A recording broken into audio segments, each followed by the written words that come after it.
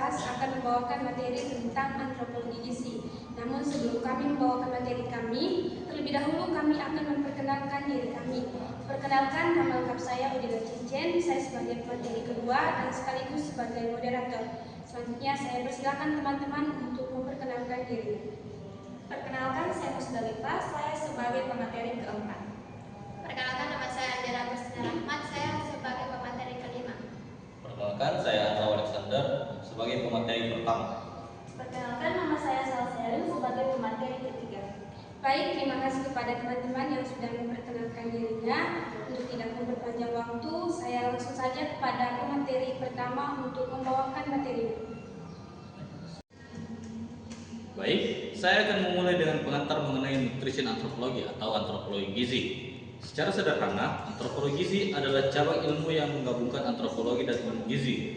Jadi, kita tidak hanya melihat makanan dari sisi kandungan vitamin, mineral, atau kalori, tapi juga dari sisi sosial, budaya, dan ekonomi yang melingkupinya. Makanan yang kita makan sehari-hari sebenarnya dipengaruhi oleh banyak faktor. Ada tradisi yang diwarisi turun-temurun, ada kepercayaan atau tabu yang mengatur apa yang boleh dan tidak boleh dimakan. Ada juga kondisi lingkungan dan ekonomi yang menentukan makanan itu bisa dimakan atau diakses. Contohnya, di beberapa masyarakat Asia Tenggara, memakan serangga dianggap hal biasa dan bahkan sehat karena kaya protein. Tapi di masyarakat lain justru dianggap menjijikan atau tabu. Ini menunjukkan bahwa apa yang kita sebut makanan sebenarnya relatif dan dipengaruhi budaya. Kenapa hal ini penting? Karena kalau ada intervensi gizi, misalnya program pemerintah atau meningkatkan kesehatan masyarakat, intervensi itu bisa gagal kalau tidak memperhatikan konteks budaya. Masyarakat mungkin tidak mau menerima makanan yang dianggap asing atau bertentangan dengan nilai mereka. Nah, untuk memahami lebih dalam bagaimana antropologi gizi dipelajari secara ilmiah, akan saya serahkan kepada pemateri kedua yaitu Odelia Cecen. Waktu dan tempat dipersilakan. Terima kasih atas kesempatan yang diberikan kepada saya. Saya akan melanjutkan materi dari saudari Endro. Materi yang akan saya bawakan yaitu metode dan penerapan antropologi gizi. Dalam penelitian antropologi gizi, para peneliti biasanya menggunakan pendekatan campuran yaitu kualitatif dan kuantitatif. Dari sisi kualitatif, mereka melakukan wawancara, diskusi kelompok, atau observasi langsung di masyarakat. Dengan begitu, mereka bisa memahami cerita, pengalaman, dan makna budaya yang terkait dengan makanan. Yang kedua itu dari sisi kuantitatif. Peneliti bisa melakukan survei tentang pola makan atau bahkan mengukur status gizi masyarakat, misalnya melalui indeks massa tubuh, tinggi badan anak, atau kadar zat gizi tertentu.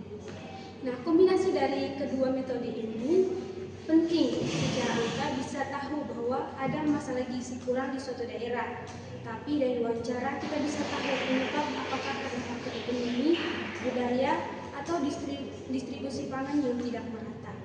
Hasil penelitian ini punya banyak aplikasi, misalnya pencegahan stunting. Peneliti bisa menyarankan makanan lokal yang kaya akan gizi. Nah, misalnya itu makanan lokal yang kaya akan gizi itu misalnya mengonsumsi ikan, telur, sayur-sayuran sehingga itu akan membantu anak-anak yang mengalami stunting.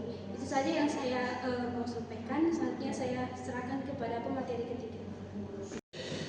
Sekarang saya akan membahas aspek teoritis dan kerangka akademis dalam antropologi gizi. Salah satu kerangka yang sering digunakan adalah perspektif evolusi dan ekologi. Perspektif ini melihat bagaimana manusia sepanjang sejarah beradaptasi dengan lingkungan melalui makanan. Misalnya, masyarakat yang tinggal di daerah dingin cenderung makan makanan berlemak tinggi untuk menjaga panas tubuh. Sedangkan di daerah tropis lebih banyak konsumsi buah dan sayuran segar.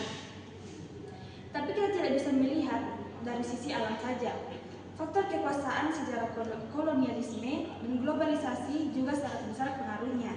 Contohnya, kolonialisme dulu membawa tanaman baru seperti tebu, kopi, atau coklat yang kemudian mengubah pola konsumsi masyarakat lokal.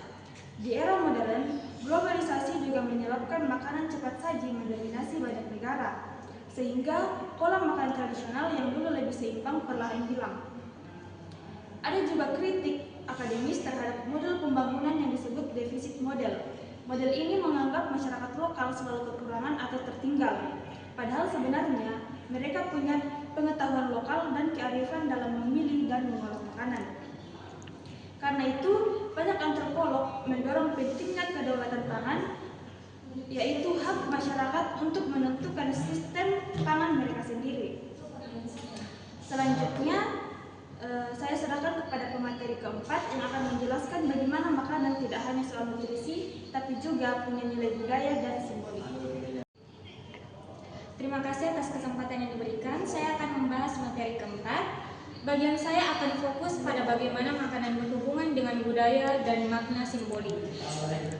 Kalau dipikir-pikir, makanan bukan cuma untuk kenyang atau memenuhi kebutuhan fisik. Makanan juga bisa jadi simbol identitas, status sosial, bahkan perasaan. Contohnya, ada yang disebut comfort food, yaitu makanan yang membuat kita merasa nyaman. Biasanya ini terkait dengan kenangan masa kecil atau tradisi keluarga. Misalnya, bubur ayam, sop buatan ibu, atau makanan khas lebaran. Di sisi lain, dalam budaya tertentu ada tabu makanan, yaitu makanan yang dianggap pantangan. Misalnya, dalam beberapa masyarakat ada aturan untuk tidak makan jenis daging tertentu karena alasan agama atau adat. Hal-hal seperti ini menunjukkan bahwa makanan juga punya dimensi simbolik dan spiritual. Nah, dalam praktiknya, hal ini berpengaruh besar terhadap program gizi. Misalnya, kalau pemerintah memberikan bantuan pangan berupa makanan yang tidak sesuai dengan budaya setempat, bisa saja bantuan itu ditolak atau tidak dimanfaatkan dengan baik. Jadi, penting sekali untuk memahami bagaimana masyarakat memberi makna pada makanan agar program gizi tersebut lebih efektif. Untuk menutup pembahasan kita, saya akan menyerahkan ke Andira yang akan menjelaskan isu kontemporer dan kaitannya dengan kebijakan. Saya akan menutup dengan isu-isu kontemporer dalam antropologi gizi serta implikasinya pada kebijakan publik. Nah, saat ini masalah gizi sudah semakin kompleks. Di satu sisi masih ada masalah kekurangan gizi seperti stunting atau anemia, terutama di negara berkembang. Tapi di sisi lain, di negara maju, bahkan di perkotaan negara berkembang, kita menghadapi masalah kelebihan gizi seperti obesitas, diabetes, dan penyakit jantung. Nah, salah satu penyebabnya adalah globalisasi makanan. Nah, pola makan masyarakat di seluruh dunia mulai mirip, lebih banyak makanan olahan, minuman manis, dan fast food. Sayangnya, makanan ini seringkali tidak sesuai dengan kebutuhan gizi atau budaya lokal, sehingga menimbulkan masalah baru. Nah, disinilah antropologi gizi berperan. Pengetahuan ini bisa membantu pemerintah merancang kebijakan pangan dan kesehatan yang tidak hanya menekankan jumlah makanan, tapi juga kualitas, kesesuaian budaya, dan keadilan.